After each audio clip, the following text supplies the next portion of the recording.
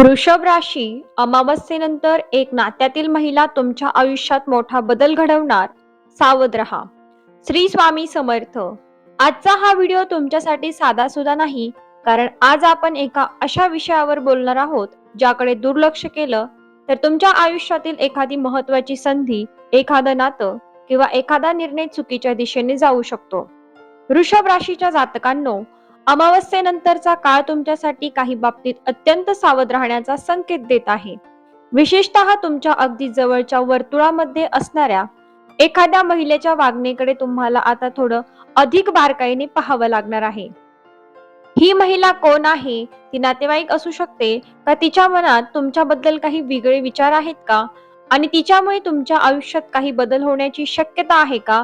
याबाबत आज आपण बोलणार आहोत.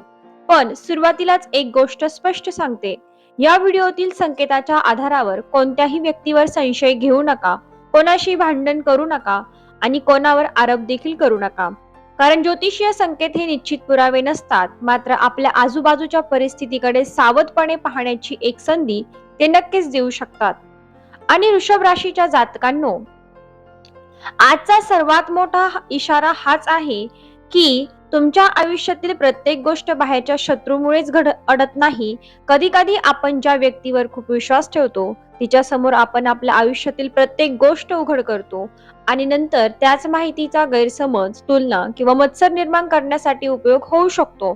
त्यामुळे अमावस्येनंतर तुम्ही एक गोष्ट पक्की लक्षात ठेवा. तुमच्या आयुष्यात काय चाललं आहे, तुम्ही काय मिळवलं आहे, पुढे काय करणार आहात आणि तुमच्याकडे किती पैसा आहे हे प्रत्येकाला सांगण्याची गरज नाही. कारण तुमची प्रत्येक गोष्ट सगळ्यांना कळलीच पाहिजे असं नसतं. वृषभ राशीच्या माझ्या प्रिय जातकांनो, जर तुमची राशी वृषभ असेल तर व्हिडिओच्या सुरुवातीलाच कमेंटमध्ये श्री स्वामी समर्थ लिहा आणि मनापासून विश्वास असेल तर एक संकल्प करा, माझ्या आयुष्यात जे माझ्यासाठी योग्य आहे ते माझ्यापर्यंत येऊ दे आणि जे अयोग्य आहे ते त्यापासून माझं रक्षण होऊ दे. हा फक्त एक शब्द नाही, हा स्वतःला सकारात्मक ठेवण्याचा एक संकल्प आहे. आणि हो, आपल्या चॅनलला अजून सबस्क्राईब केले नसेल तर नक्की सबस्क्राईब करा, कारण अशाच प्रकारची राशीनुसार माहिती आपण तुमच्यापर्यंत घेऊन येत असतो. चला तर मग आता जाणून घेऊया, अमावस्येनंतर वृषभ राशीसाठी नेमके कोणते संकेत महत्वाचे आहेत. वृषभ राशीच्या लोकांनो, सर्वात पहिला संकेत आहे तुमच्या प्रगतीकडे पाहणाऱ्या लोकांची संख्या वाढू शकते. तुम्ही एखादं काम सुरू केलं, व्यवसायात काही नवीन केलं, नोकरीमध्ये प्रगती केली किंवा घरामध्ये एखादी चांगली गोष्ट घडली की काही लोक मनापासून आनंदी होतात, पण काही लोक नकळत तुमची तुलना स्वतःशी करू लागतात. ही गोष्ट प्रत्येक नात्यामध्ये होऊ शकते. याचा अर्थ असा नाही की तुमचा प्रत्येक नातेवाईक तुमचा विरोधक आहे, पण तुम्ही कोणाला किती माहिती द्यायची याची सीमा ठरवणं आता महत्वाचं आहे.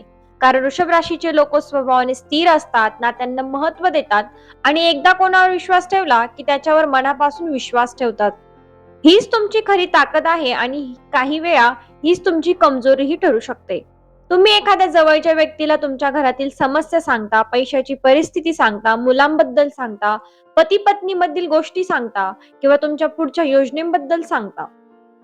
समोरची व्यक्ती वाईट असेलच असं नाही, पण ती माहिती पुढे कुठे आणि कशी पोहोचेल हे तुमच्या हातात नसतं. म्हणून अमावस्येनंतर तुमच्यासाठी पहिला नियम, गुपित म्हणजे गुपितच ठेवा. दुसरा महत्वाचा संकेत आहे एखाद्या महिलेशी संबंधित गैरसमज. तुमच्या जवळच्या वर्तुळातील एखादी महिला तुमच्या आयुष्यात अचानक एखादी चर्चा निर्माण करू शकते.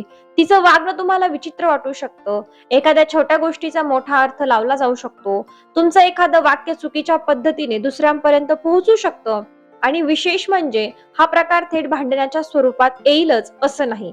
कधी कधी शांतपणे एखाद्या व्यक्तीमध्ये तुमच्याबद्दल गैरसमज निर्माण केला जातो. म्हणून तुम्हाला जर अमावस्येनंतर अचानक असं जाणवलं की मी तर असं काही बोललोच नव्हतो, मग ही गोष्ट इतकी मोठी कशी झाली, तर लगेच कोणावर आरोप करू नका. आधी परिस्थिती समजून घ्या. कोण बोललं, काय बोललं आणि खरंच ते सत्य आहे का याची खात्री करा. आणि तिसरा संकेत अत्यंत महत्वाचा आहे. वृषभ राशीच्या लोकांनो, जर काही दिवसांपासून घरात छोट्या छोट्या कारणांवरून वाद वाढत असतील, घरातील व्यक्ती एकमेकांशी चिडचिड करत असतील, घरात शांतता कमी झाल्यासारखी वाटत असेल, एखादं काम सतत पुढे ढकललं जात असेल किंवा तुम्हाला स्वतःला सतत मानसिक थकवा जाणवत असेल, तर याला लगेच अमुक व्यक्तीची नजर लागली असा निष्कर्ष काढू नका. त्यामागे प्रत्यक्ष जीवनातील ताण, आर्थिक चिंता, झोपेचा अभाव, गैरसमज किंवा इतर अनेक कारणं असू शकतात. पण आध्यात्मिक श्रद्धेच्या दृष्टीने घरातील नकारात्मकता कमी करण्यासाठी काही साधे उपाय केले जातात. त्यामुळे आज मी तुम्हाला काही पारंपरिक उपाय सांगणार आहे. हे उपाय श्रद्धेने करा, भीतीपोटी नाही. आता चौथा संकेत आहे तुमच्या पैशाबद्दलची माहिती कुणाला सांगायची याबाबत सावध राहा. वृषभ राशीच्या लोकांनो, तुमच्याकडे पैसा आला की तुम्ही त्याचा उपयोग घरासाठी, कुटुंबासाठी आणि भविष्यासाठी करण्याचा विचार करता. पण एखादा व्यवहार पूर्ण होण्याआधीच तो सगळ्यांना सांगणे, तुम्हाला किती पैसे येणार आहे हे सांगणे, नवीन खरेदीची माहिती आधीच देणे किंवा तुमच्या आर्थिक योजना सर्वांसमोर मांडणे टाळा. कारण प्रत्येकाला तुमच्या यशाचा आनंद होईलच असं नाही आणि प्रत्येक जण तुमच्या परिस्थितीचा योग्य अर्थ लावेलच असंही नाही. अमावस्येनंतर विशेषतः आर्थिक बाबतीत कमी बोलणं, जास्त काम करणं हा नियम तुमच्यासाठी फायदेशीर ठरू शकतो.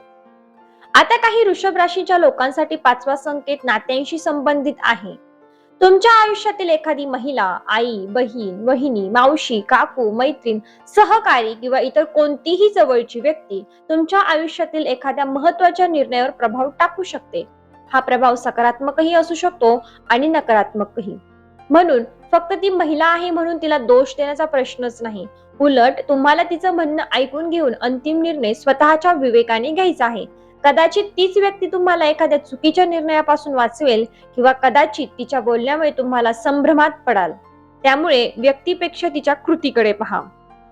आता एक प्रश्न अनेक वृषभ राशीच्या लोकांच्या मनात आला असेल, ही महिला नेमकी कोण असू शकते? काही ज्योतिषीय किंवा आध्यात्मिक पद्धतीमध्ये नावांच्या अक्षरांशी संकेत जोडले जातात. काही वेळा के किंवा क सारखं सुरुवातीचं अक्षर किंवा ल सारखं शेवटचं अक्षर असा संकेत दिला जातो. पण इथे मी तुम्हाला स्पष्ट सांगते, फक्त नावाच्या अक्षरावरून कोणत्याही व्यक्तीला तुमचा शत्रू समजू नका.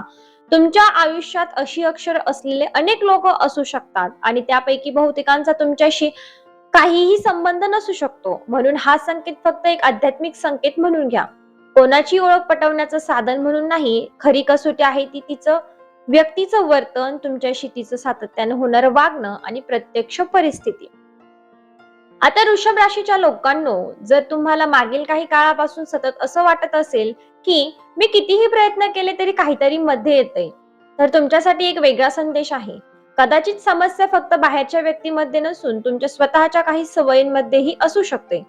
प्रत्येक गोष्ट मनाला लावून घेणे, जुन्या गोष्टींचा सतत विचार करणे, प्रत्येक व्यक्तीला खुश ठेवण्याचा प्रयत्न करणे, स्वतःच्या मनातील राग व्यक्त न करता आतमध्ये ठेवणे, या सगळ्या गोष्टी तुमची ऊर्जा कमी करू शकतात. म्हणून अमावस्येनंतरचा काळ तुमच्यासाठी कोण माझ्या विरुद्ध आहे यापेक्षा मला स्वतःमध्ये काय बदलायचं आहे हा प्रश्न विचारण्याचा आहे.